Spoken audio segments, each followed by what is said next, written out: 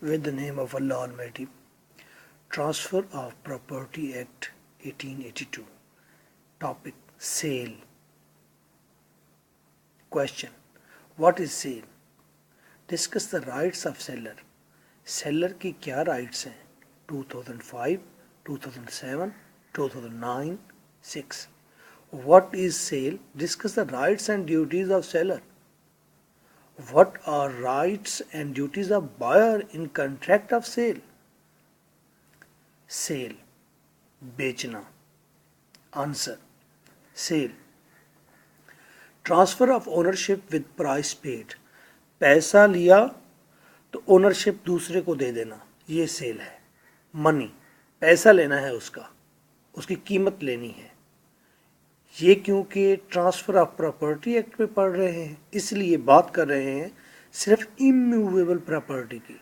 This is immovable property. Property immovable होनी चाहिए. Contract, और जब आप सेल कर रहे हैं तो उसका कंट्रैक्ट होना चाहिए, बार्गेन होनी चाहिए कि इतने में चीज़ आपको दी और ये चीज़ है.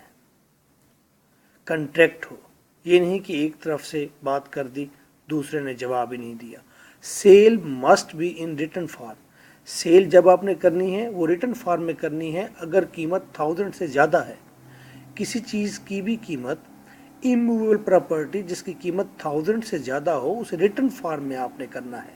जब बात इमूवेबल प्रॉपर्टी को बेचने की है, 1000 प्लस में अगर होगी तो रिटन फॉर्म में आप उस चीज़ को सेल करेंगे. इट्स एग्जीक्यूशन, ये नहीं कि आपने चीज़ दूसरे को देनी है, ये नहीं कि ज़बानी कलामी बात होगी और आपने चीज़ ट्रांसफ़र ही नहीं की, पैसे लिए ही नहीं हैं, तो वो सेल नहीं है.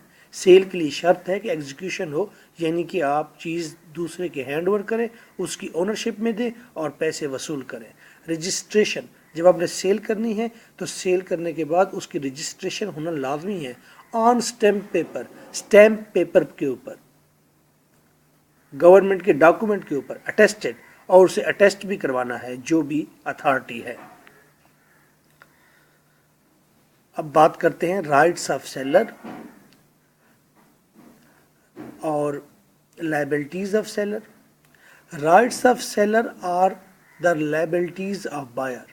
जो राइट्स है सेलर के, वहीं बायर की लायबिलिटीज होती हैं, और वाइस वर्सा. और जो लायबिलिटीज हैं सेलर की, वहीं बायर की राइट्स हैं. आइए पढ़ते हैं लायबिलिटीज ऑफ सेलर. सेलर की क्या ड्यूटी है? To disclose the material defects. Material defect को बयान करे, बताए कि जो प्रॉपर्टी वो बेच रहा है, जो मकान वो सेल कर रहा है, उसके अंदर डिफेक्ट्स क्या हैं वो डिस्क्लोज करे. Produce documents so required. जो डॉक्यूमेंट्स ज़रूरत हैं वो प्रोड्यूस करे, बताए कि ये डॉक्यूमेंट्स हैं, इसके इंतकालनामा है, रजिस्ट्री है, जो चीज़ भी है. कंसेंट ऑफ बायर, ये उसकी ड्यूटी है कि बेचते वक्त बायर का कंसेंट हासिल करे, बायर की रजामंदी हासिल करे. यकतरफा ना हो कि लो मैंने आपको दे दी और बायर ने अभी सोचना है, मशवरा करना है जाकर बेगम से.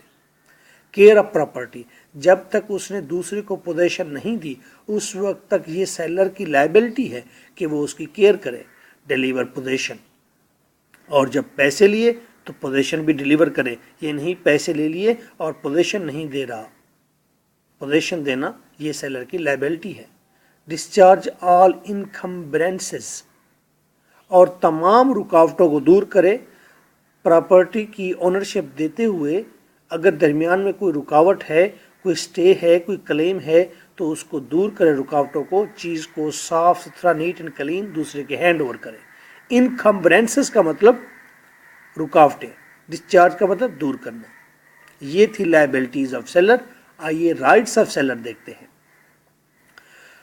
दो ही राइट्स हैं. To have profits and rent from the property until ownership passes to the buyer. ये राइट है सेलर का, जब तक वो प्रॉपर्टी दूसरे के हैंड ओवर नहीं करता उस वक्त तक उस प्रॉपर्टी पर अगर कोई रेंट आ रहा है तो वो सेलर ही लेगा. कोई प्रॉफिट आ रहा है, सेलर ही लेगा. जब ओनरशिप दे देगा बायर को, फिर उस पर उसका कोई राइट नहीं. और ये राइट है सेलर का रिसीव प्राइस, कि वो अपनी चीज़ की कीमत वसूल करे. लायबिलिटीज ऑफ बायर्स, बायर की क्या लायबिलिटी है? बायर की जिम्मेदारी है टू डिस्क्लोज ऑल इंटरेस्ट्स, कि वो अपने तमाम हिडन कंसील्ड इंटरेस्ट शो करे कि वो जो प्रॉपर्टी ले रहा है वो क्यों ले रहा है, वो रिहाइश के लिए ले रहा है, बिजनेस के लिए ले रहा है, उस प्रॉपर्टी की कीमत बढ़नी है क्योंकि उसके करीब से रोड गुजरना है, किसी यूनिवर्सिटी के सामने वो प्रॉपर्टी है, तमाम उसके अपने मफाद वो डिस्क्लोज करेगा बायर। पे मनी, पैसे दे, ये उसकी लायबिलिटी है। बेयर लॉसेस आफ्टर ओनरशिप, ये उसकी लायबिलिटी है। अगर ओनरशिप हासिल करने के बाद बायर को कोई नुकसान होता है तो वो बर्दाश्त करे। पे पब्लिक चार्जेस, और पब्लिक चार्जेस दे, उसके ऊपर गवर्नमेंट के चार्जेस हैं वो भी दे, ये लायबिलिटी है बायर की। राइट्स ऑफ बायर, बायर के राइट्स क्या हैं? To have profits from property, property ली, प्रॉपर्टी फिर बेच दी, जो प्रॉफिट है वो अब बायर का है, इस पर सेलर कोई क्लेम नहीं कर सकता। To claim expenses on property before acceptance of delivery, delivery लेने से पहले उस प्रॉपर्टी पर अगर कोई एक्सपेंसेस हैं, सपोज ट्रांसपोर्टेशन के हैं, तय करे कि ये एक्सपेंसेस सेलर देगा, मुझे घर तक चीज़ पहुंचाएगा, कोई डॉक्यूमेंटेशन है उसके एक्सपेंसेस हैं तो वो सेलर देगा। राइट्स ऑफ बायर हैं कि वो प्रॉपर्टी को नीट एंड क्लीन ले, और उस पर अगर कोई डिलीवरी से पहले एक्सपेंसेस हैं तो वो एक्सपेंसेस कौन देगा? सेलर देगा। बायर चीज़ नीट लेगा। So nice of you. For online law you can visit my Skype address is lecturer M.K. Bhutta. So nice of you. With the name of Allah Almighty. Transfer of Property Act 1882. Topic: Sale. Question: What is sale? Discuss the rights of seller. Seller की क्या rights हैं? 2005, 2007, 2009, 6. What is sale? Discuss the rights and duties of seller. What are rights and duties of buyer in contract of sale? Sale, बेचना. Answer: Sale, transfer of ownership with price paid. पैसा लिया तो ownership दूसरे को दे देना, ये cell है। Money, पैसा लेना है उसका, उसकी कीमत लेनी है।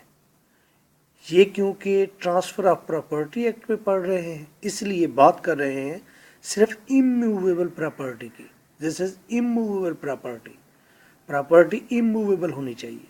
कंट्रैक्ट, और जब आप सेल कर रहे हैं तो उसका कंट्रैक्ट होना चाहिए, बार्गेन होनी चाहिए कि इतने में चीज़ आपको दी और ये चीज़ है, कंट्रैक्ट हो। ये नहीं कि एक तरफ से बात कर दी दूसरे ने जवाब ही नहीं दिया। Sale must be in written form, sale जब आपने करनी है वो रिटन फॉर्म में करनी है। अगर कीमत 1000 से ज़्यादा है, किसी चीज़ की भी कीमत, इमूवेबल प्रॉपर्टी जिसकी कीमत 1000 से ज़्यादा हो, उसे रिटन फॉर्म में आपने करना है। जब बात इमूवेबल प्रॉपर्टी को बेचने की है, 1000 प्लस में अगर होगी तो रिटन फॉर्म में आप उस चीज़ को सेल करेंगे। इट्स एग्जीक्यूशन, यानी कि आपने चीज़ दूसरे को देनी है, ये नहीं कि ज़बानी कलामी बात होगी और आपने चीज़ ट्रांसफ़र ही नहीं की, पैसे लिए ही नहीं है, तो वो सेल नहीं है।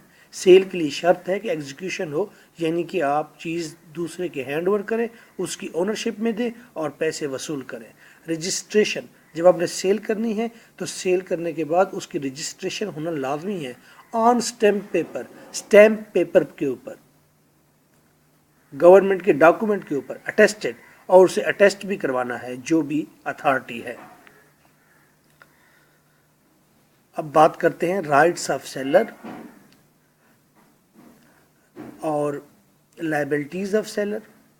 Rights of seller are the liabilities of buyer, जो राइट्स है सेलर के वहीं बायर की लायबिलिटीज होती हैं, और वाइस वर्सा और जो लायबिलिटीज़ हैं सेलर की वहीं बायर की राइट्स हैं।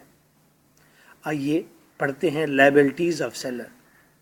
सेलर की क्या ड्यूटी है? To disclose the material defects, material defect को बयान करे, बताए कि जो प्रॉपर्टी वो बेच रहा है, जो मकान वो सेल कर रहा है, उसके अंदर डिफेक्ट्स क्या हैं वो डिस्क्लोज करे। प्रोड्यूस डॉक्यूमेंट्स सो रिक्वायर्ड, जो डॉक्यूमेंट्स ज़रूरत हैं वो प्रोड्यूस करे, बताए कि ये डॉक्यूमेंट्स हैं, इसके इंतकालनामा है, रजिस्ट्री है, जो चीज़ भी है। कंसेंट ऑफ बायर, ये उसकी ड्यूटी है कि बेचते वक्त बायर का कंसेंट हासिल करे, बायर की रजामंदी हासिल करे, यकतरफा ना हो कि लो मैंने आपको दे दी और बायर ने अभी सोचना है, मशवरा करना है जाकर बेगम से। केयर ऑफ प्रॉपर्टी, जब तक उसने दूसरे को पोजेशन नहीं दी उस वक्त तक ये सेलर की लायबिलिटी है कि वो उसकी केयर करे। डिलीवर पोजेशन, और जब पैसे लिए तो पोजेशन भी डिलीवर करे, ये नहीं पैसे ले लिए और पोजेशन नहीं दे रहा।